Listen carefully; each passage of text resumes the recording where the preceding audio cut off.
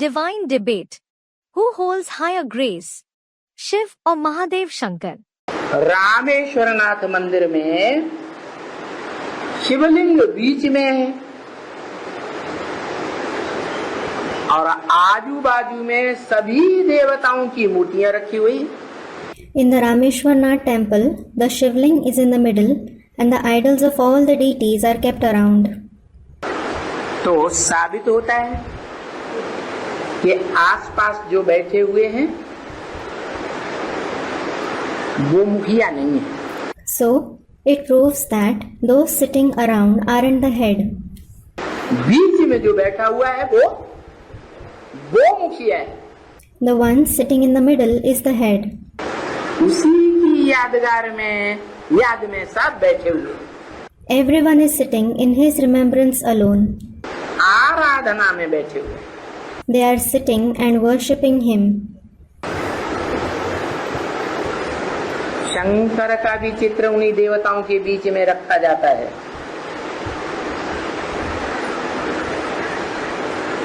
जिसे देवदेव महादेव कहा जाता है।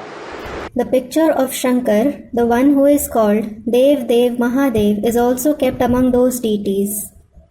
ऐसे कहीं नहीं किसी मंदिर में देखा होगा कि बीच में शंकर की मूर्ति हो और बाजू में शिवलिंग रखा हो। You wouldn't have seen in any other temple where the idol of Shankar is placed in the middle and Shivling is kept beside it. कोई भी मंदिर में देखने में नहीं आएगा। You won't get to see that in any temple. इसे साबित होता है। This proves वैसे भी दिमाग क्लियर है। Anyways, this is clear कि शंकर याद में बैठा हुआ विशेष दिखाया जाता है। that Shankar is especially shown sitting in remembrance.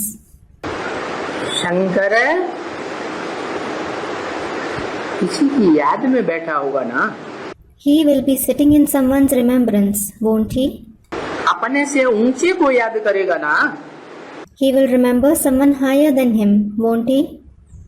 तो वो भी याद कर रहा है। He is also remembering someone. हाँ, याद करने वालों के बीच में याद का पुरुषार्थ कहो, योग का पुरुषार्थ कहो, माना योगियों के बीच में वो सर्वोपरि योगी है। Yes, among those who remember, call it the Purusharth of remembrance or Yoga. That is, among yogis, he is the greatest yogi. इसलिए देव देव महादेव का टाइटल मिलता है। This is why he receives the title of Dev Dev Mahadev. देवताओं में बड़ा देवता। He is the greatest deity among the deities. और योगियों में बड़ा योगी योगीश्वर कहा जाता है। And he is called Yogishwar, meaning the greatest yogi among the yogis.